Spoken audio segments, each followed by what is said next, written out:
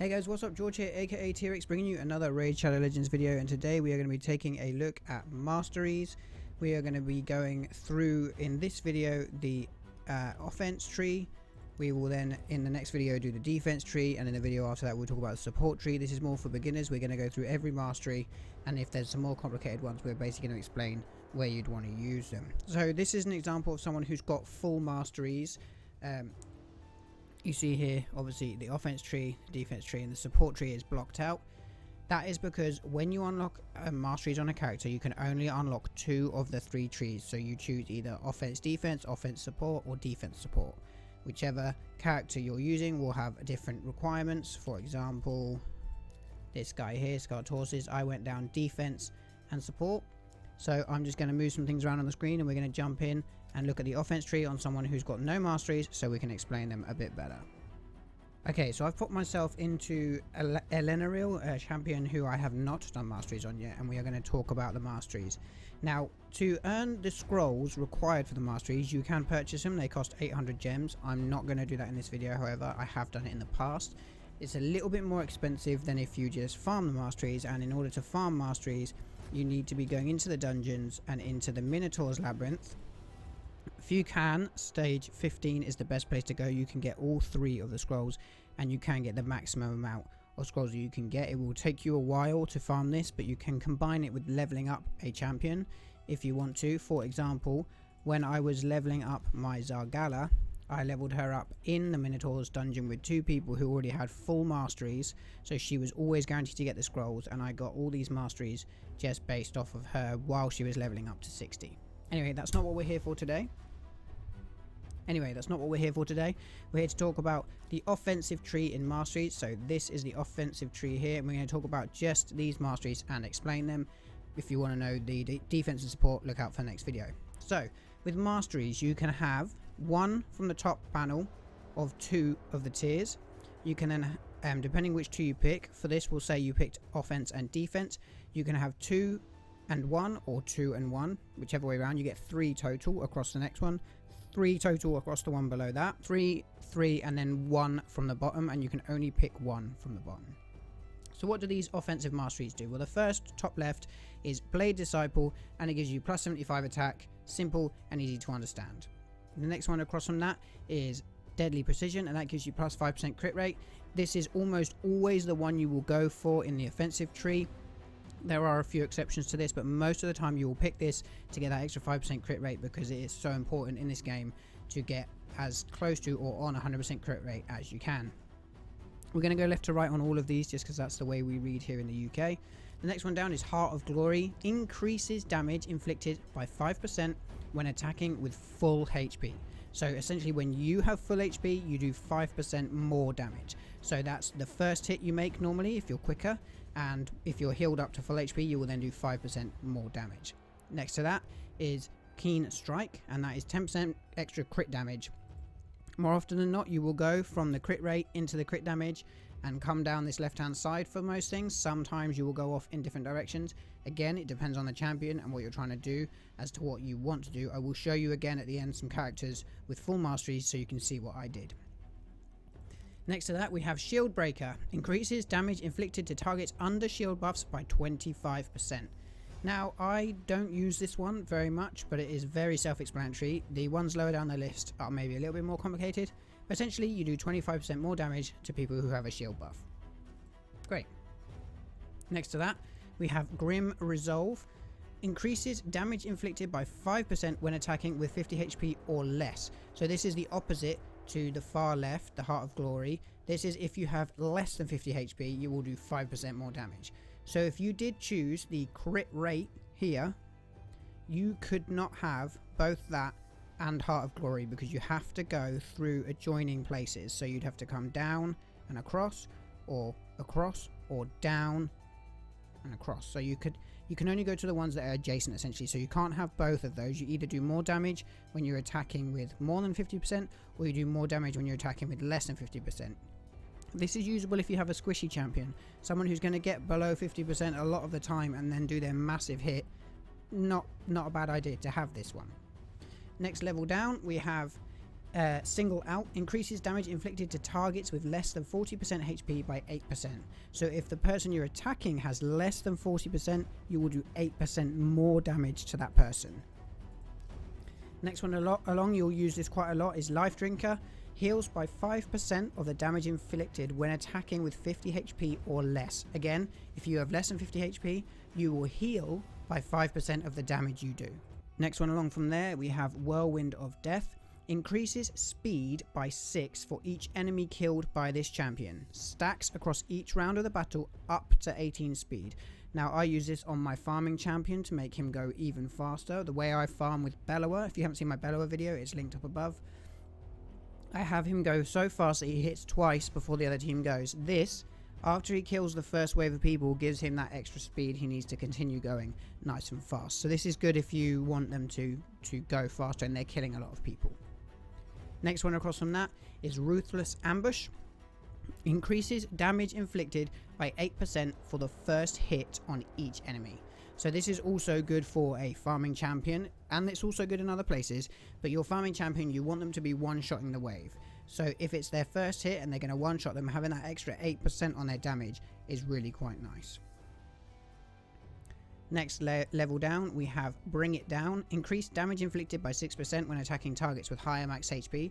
So this is good for dungeon bosses, the clan boss. Essentially, you get 6% more damage. Anyone who's got high max HP. So sometimes the waves will have more HP than you, and it will count there as well, but mainly for the bosses. This is a good mastery to have. We then have Wrath of the Slain. Increases damage inflicted by 5% for each dead ally. Stacks up to 10%.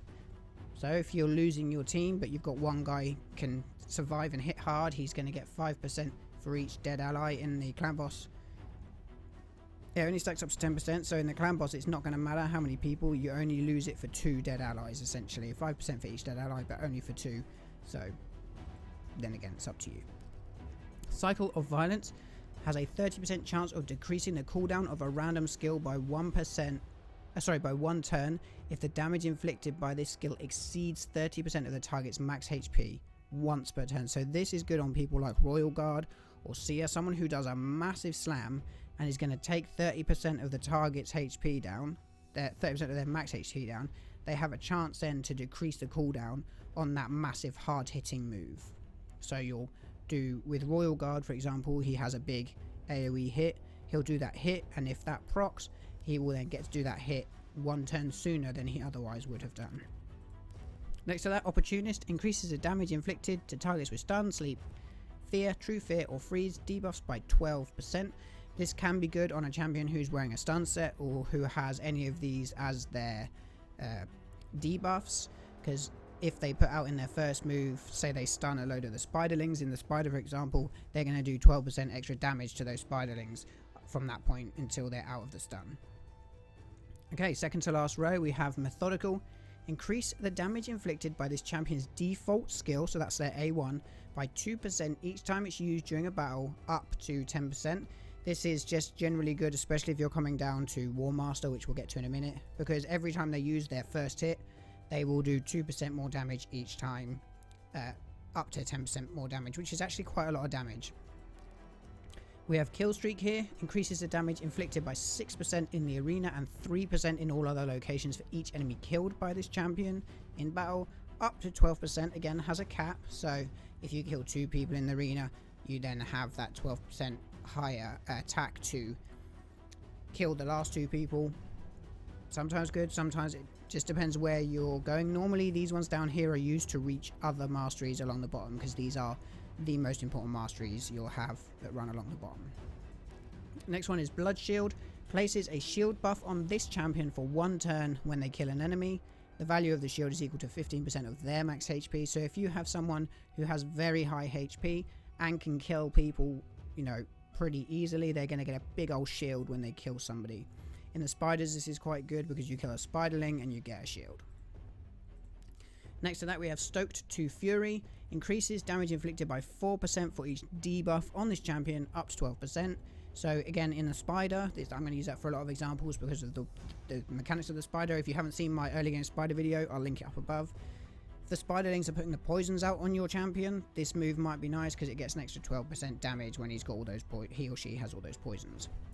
So now we come to probably the most important part of the mastery, which is the bottom phase of the offense tree, and these are where they're a little bit complicated, and we're going to explain why. But essentially, most of the time you're going either War Master or Giant Slayer, especially if you're doing the clan boss, and then if you have heavy hitters, nukers, you're going to either go Helm Smasher or Flawless Execution. Let's have a look why. War Master has a 60% chance of inflicting bonus damage when attacking. Bonus damage is equal to 10% of the target champion's max HP or 4% if it's a boss. Bonus damage can only occur once per skill and does not count as an extra hit. So, if you have a champion whose A1 is a 1 or 2 hit A1 and you want them to be able to pump out more damage, but they are not a nuke style character, champion, then you're going to want to choose War Master. And what happens is they go in, they do their hit, they have a chance of doing an extra really big hit. This is the way to go. Very similar to that, which we'll skip over to, is Giant Slayer, which is essentially the same thing. However, it's based on per hit. So if you have, I'll read it to you, has a 30% chance of inflicting bonus damage when attacking. Bonus damage is equal to 7.5% of the target champion's max HP or 3% when attacking bosses. Bonus damage can occur on each hit of a skill but does not count as an extra hit. So where War Master is once per the go, Giant Slayer can occur per hit. So if you have a 3 or more A1 attack, so if it's hitting 3 times or more, Giant Slayer is probably a better bet for you because you have 3 chances to proc. It is less damage, but it equates to about the same when you have a triple hit or more, especially if you have 4 hits on an A1. We'll jump back into here. This is Helm Smasher. Has a 50% chance of ignoring 25% of the target's defense. For skills that ignore defense, this is in addition to the amount ignored by the skill. So someone who's hitting hard, someone who already ignores defense, this is really good because you can essentially end up ignoring 50, 75, 100% of the defense. And if you ignore 100% defense, you are doing pure damage, which means you're going to hit so much harder. So Helm Smasher could work good on someone like Royal Guard. It can work good on someone like Soulbond Bowyer if you have her, because she has a skill that ignores defense already. You can be ignoring 100 plus of their defense. And the last thing you got here is Flawless Execution, which gives you an extra 20% crit damage. So it's very similar to the second skill up here, Keen Strike, although that's just 10%. That'll give you an extra 20% crit damage. This is again good on people like Royal Guard or people who are essentially going to nuke. They're your nuke team. They're not going to be there that long. You want that extra 20% crit damage, so as soon as they crit, they're going to hit really, really hard. So I hope this has kind of helped you out a little bit. You're most likely going to start with crit rate and come down the left hand side to War Master for single hit A1ers, especially if they're for your clan boss team. Start with the crit and come down and spread out over here to get through to Giant Slayer for triple hit or more, and I'll show you a couple in just a sec. And then for your heavy hard hitters, you're going to want to try and work your way down to crit damage and Helm Smasher. The one thing I do want to say before I show you some champs masteries is remember, this game is all about building the characters your way. So if you want to do something different, and I'll show you what I've done different on, that's entirely up to you. Your champion will play different to everybody else, but you may find a way to make that work really well for you the way I have. So let's look at someone I did some weird masteries on. We're going to look at Scar-Torsis. I have a spotlight on him and I talk about him a lot. He's up, it's linked up above right now, and I'm just going to move myself so that you can see this more clearly. So obviously we're not talking about what is in the defensive tree or in the support tree in this video, but as you can see on this, I went defense and support on Scar-Torsis because I use him as a tank. I don't use him to deal, he doesn't deal any damage for me. He is there for his support and his tankiness to take all the hits, especially again in Spider for me. Obviously I didn't use the offense tree here. This is just one where most people, if you looked at their Scar-Torsis build, it wouldn't be this way. When we come to the defense and the support tree, or if you check out the Scar-Torsis video, you'll see why. Let's have a look at someone I went down to Giant Slayer with. That's the route I took to get to Giant Slayer. More crit damage, get a bit of heal. This one is the speed up by each enemy killed. Now I could have gone somewhere else, but because I wanted to come straight down here, that's why I went there. 30% chance of increasing the cooldown. More damage when attacking high max HP, because obviously I'm using him in the clan boss. Shield buff for killing.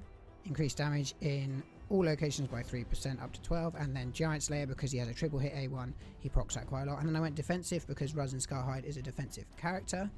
Someone who I went attack and support on is Tyrell. I also use him in the clan boss, and this time I came down to War Master because he has a 2-hit A1, and I used a support tree to... I could have got him a bit more accuracy here. I wish I had, but I didn't. So, you know, this is my then build for offense there. So there's loads of different ways you can do the offense tree. If you've enjoyed this video, please hit the like button. Subscribe to the channel if you're not subscribed. There will be... The next video will be the defensive tree. The video after that will be the support tree. I hope it's helped you out. 50 subscribers, and we have 50% of people now watching the video are subscribed, which is absolutely fantastic. Thank you so much for that. I hope you've enjoyed the video. I'll see you in the next one. And don't forget, get online and get wrecking.